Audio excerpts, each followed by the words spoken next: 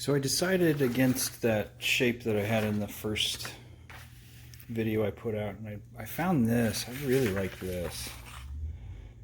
I'm probably going to do something different with the horn here to kind of make it connect more with that one, but I really like this shape. So put it in, block poster, and blew it up, and got it to about what I want it to be as far as dimensions.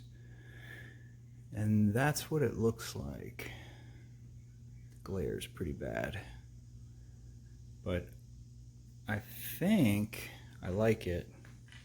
I might do something with this horn. I like the idea of blocking this horn more and having it come out a little bit, like the PRS. But I don't know. I'm gonna fool with it and play around.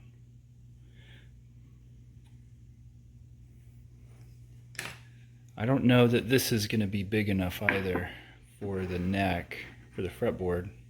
That's what it's gonna look like. I like it. I think it's gonna be real pretty. But I need to play around with it. I ordered the bridge the other day. The only bridges I could find were big and chunky and blocky, and I need to get as much out of this as I can. And so those bridge, like the Fender bridge and the hip shot bridges, are almost 3 inches. So that really takes away how much space I have, because this neck blank is going to be short, because I need room for my headstock and all that other stuff. So I ordered the individual bridge saddles that do a through base. So this is going to be a neck through, but it's also going to be string through, and the strings will come through, and I'll have individual saddles, 4 of them. And so I'll probably do them at some angle to make these straight parallel lines look more. It'll help them pop if I've got, the bridge going across it like that. I think that'll look really neat. And then I'm going to do a P bass pickup here, I decided, and probably the jazz bass pickup. And then I haven't decided if I'm actually going to do the preamp or not. I'm not really, I like the sound of a P bass, That's why they're so, they sound good enough. I don't need to run a circuit. So I haven't decided yet. But I should have plenty of wood. This thing's about 13 inches wide. I might make it, they always end up being a little bigger than the drawings. But this is a 5-string bass. If you line it up, I think it'll be good. Let's see. So if I put the bridge, let's say I put the bridge here, that puts our nut here, which only leaves me that much for a headstock, which is cutting it close, because I'm going to put a scarf joint in this. So let's mark where the bridge was. It's right here.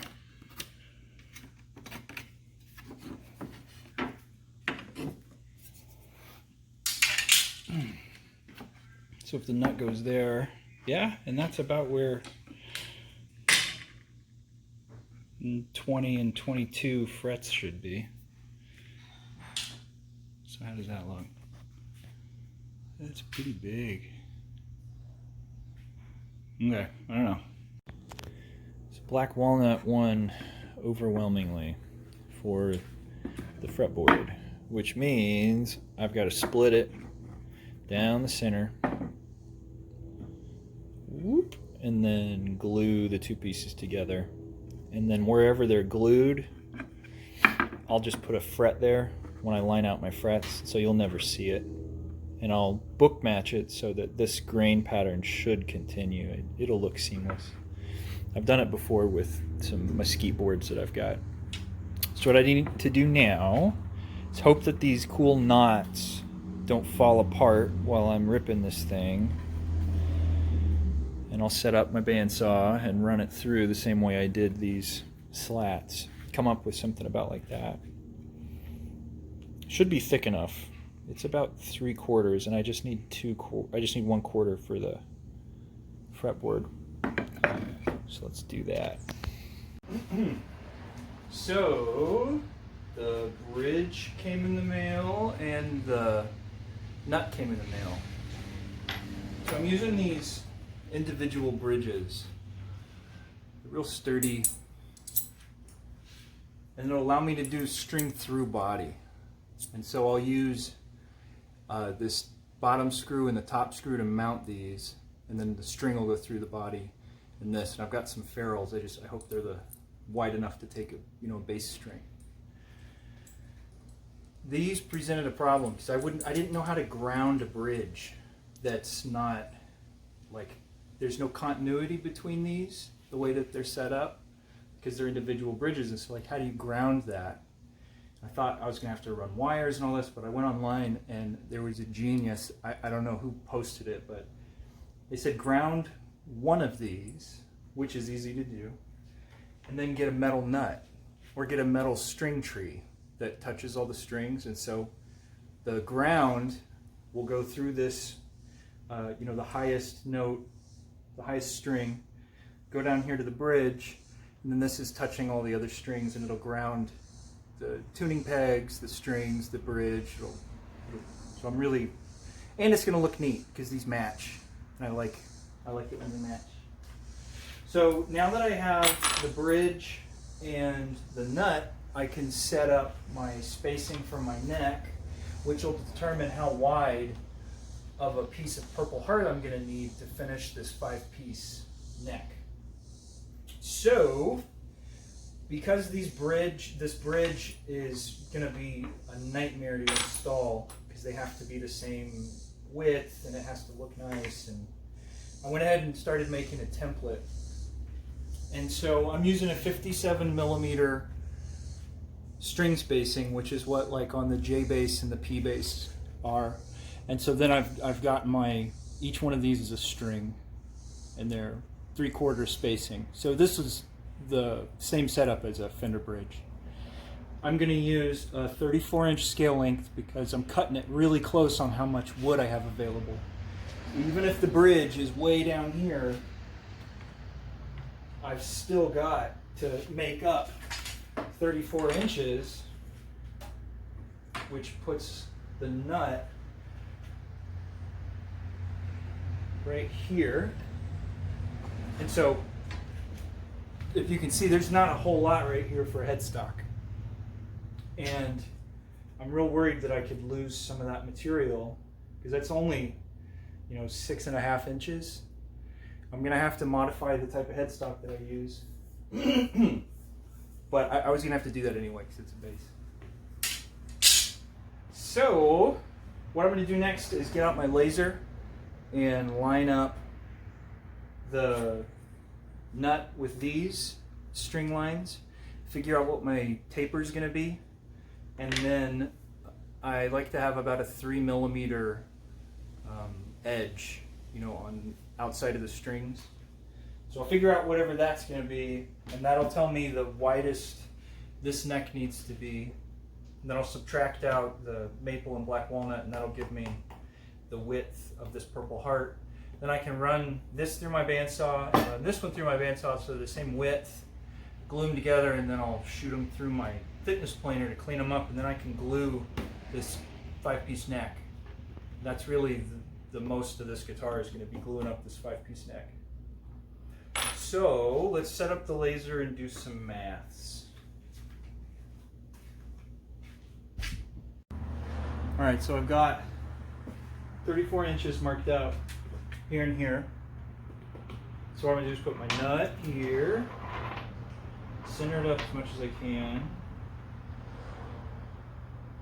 try to get it as square as I can to that line, and then I'm going to use this guide that I made, line it up with these center lines. Okay.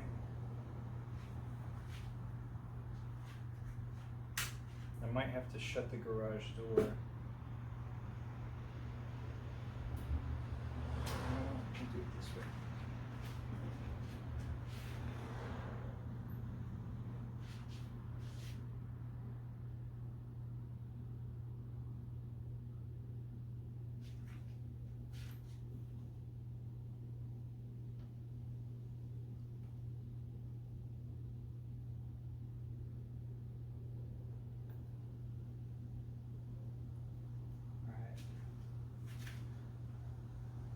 Can you see that?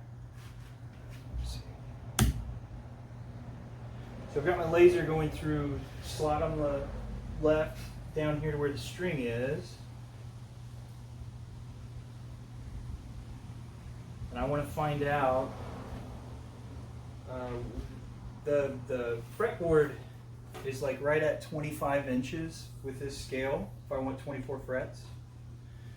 And 25 inches is right here.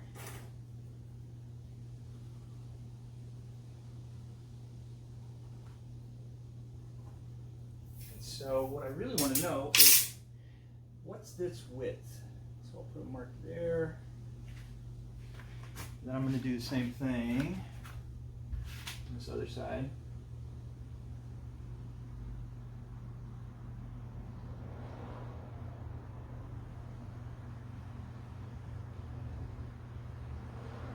Now I'm going to do this again a few more times.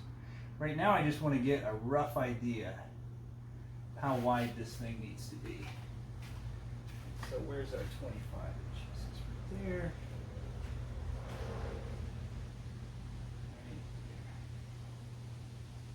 Okay.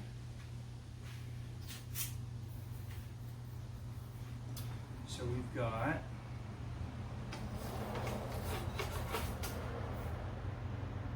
$52 for the string spacing. Then I like to add 3 mil on either side of that. So 6 plus 52 is 58. So we'll do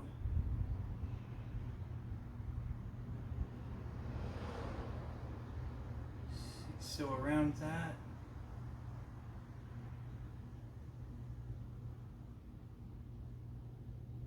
That's what my fretboard needs to be. Okay, so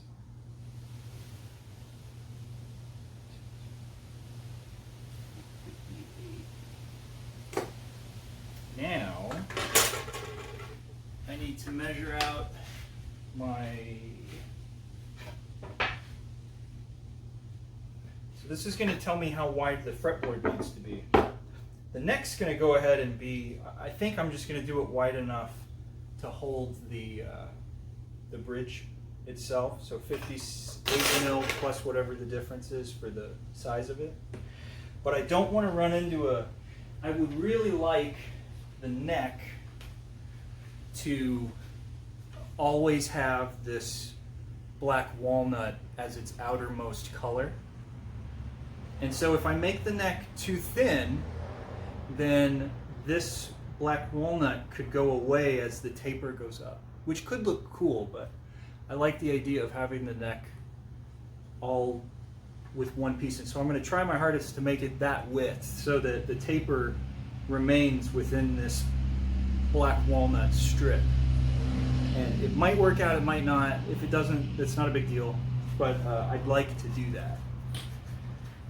So for right now, my fretboard needs to be 58. So yeah, so I got plenty of room on this. So what I'm going to do now is rip this guy long ways and set it up to glue overnight. And then I'm going to get my neck up here and do some math with the Purple Heart. So I did some math, and this board of Purple Heart is the right width. It's, you know, within 2 or 3 millimeters, not enough that I want to chop off with my bandsaw, but it is enough. So I'm going to have this one match that one. I'll cut off, it'll be enough for me to do binding as well with the neck. And I haven't decided if I'm going to bind it or not, just because, I don't know, it's going to have a lot going on. So I need to chop this one down, glue these two together, and then run it through my thickness planer to, you know, get clean sides. Then I can glue up the neck. I'm going to go ahead and keep these, you know, clamped tight. The black walnut still kind of wants to bend a whole lot. The maple's rock hard, and so it's better when they're clamped together like that. Cool. So I'm gonna measure 2 or 3 more times and then start cutting and come back. Hopefully I'll have a fretboard and stuff ready for a neck.